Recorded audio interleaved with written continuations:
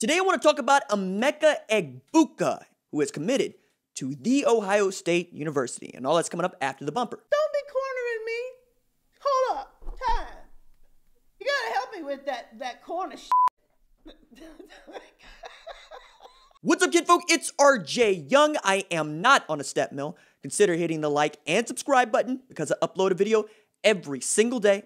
It's always college football related, sports related. We have a good time. Today, want to talk about five-star wide receiver Emeka Egbuka out of Steilacoom, Washington, who has committed to play for the Ohio State Buckeyes in what has been a really interesting recruiting, not just for Egbuka, but for all of us in this pandemic, with the news starting March 11th with Rudy Gobert testing positive for COVID-19 that the NCAA basically went to a standstill, especially when it comes to recruiting. We shut down everything. We shut down basketball tournaments. We shut down spring practice. And we still had recruiting, but we went into a dead period, which changed the way that players could contact coaches and how coaches were able to communicate with players. We had the height of Zoom recruiting, getting on the Zoom to talk to recruits and to parents and to coaches, try to figure out where you want to go to school without ever really visiting the school. Now, you could visit the school, but not officially, right? And there's a big difference there because on official visits, you are introduced to everyone. Head coach all the way down to the director of sports nutrition, strength and conditioning. You have all these conversations about what this university can do for you, what you can do for the university, how you fit into the offensive scheme. All of those things happen used to happen in face-to-face and, dare I say it, handshakes within spitting distance. Now we have been in this age of 6-foot social distance, and we have been in this age of wearing a mask in public and it being bad etiquette not to have on a mask in public. That is what the 2021 kids had to deal with throughout their recruitment during this year.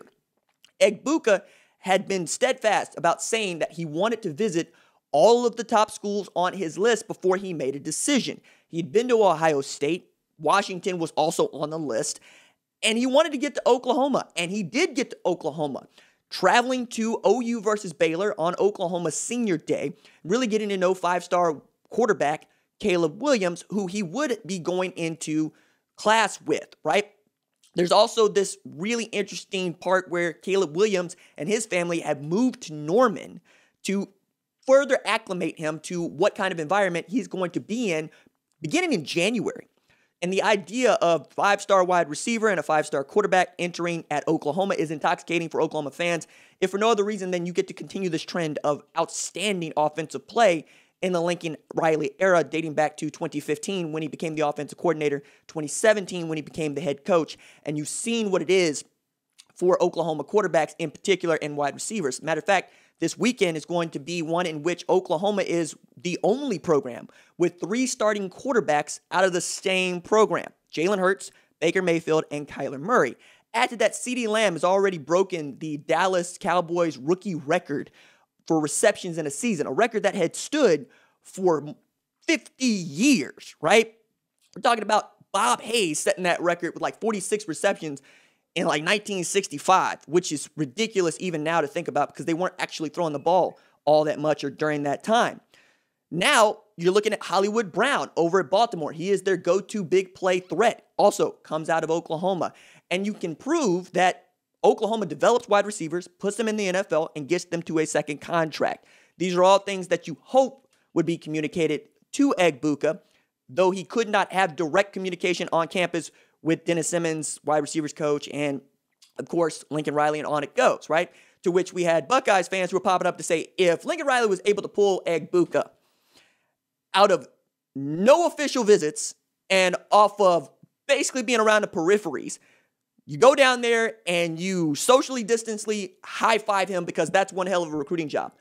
But as we continued to get more news throughout the week following Williams' blog post about how he feels very close to Egbuka, it started to look like it was trending back toward Ohio State and the Buckeyes, who many had already thought Egbuka was a heavy lean, and all of the crystal balls from the folks that I trust the most had him going there as soon as April 24th of this year that looks to have won out. And because Egbuka has committed to play at Ohio State, they're up to 21 commits with a score of 310.36 that keeps them in second place in the national recruiting rankings title.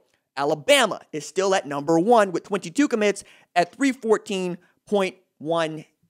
Now, the record is still held by Urban Meyer's Florida, where they had something like 26 commits and like a score of over 321. There's a lot of moving and shaking that would have to be done for either Alabama or Ohio State to go get that record, but it is going to be one of the highest rated classes, those two, in the last few years that we've seen, right? Because 310 used to be the number to hit, and to hit that number at 21 is ridiculous because you usually take in about 25 kids in a given year. We're also in a very interesting spot in that the seniors can return, right? They don't lose a year of eligibility if that's what they want to do. So you can have some guys that might still be on scholarship. You got to come up with ways to get those scholarships. And there have been nearly 150 folks that have entered the transfer portal since December 1.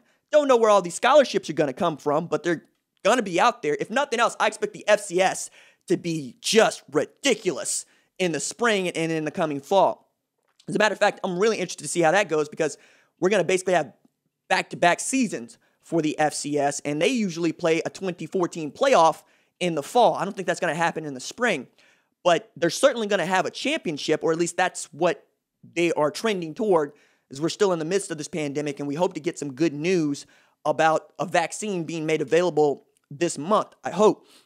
Which is going to make a lot of us feel better and perhaps get us closer to returning to something like what we all viewed as normal on March 10th and what we hope to be normal by March 10th of 21, but that remains to be seen. So with Egbuka joining, that means that you have an outstanding quarterback that also gets to throw past him with Kyle McCord. You have an Evan Pryor. You have a Travion Henderson.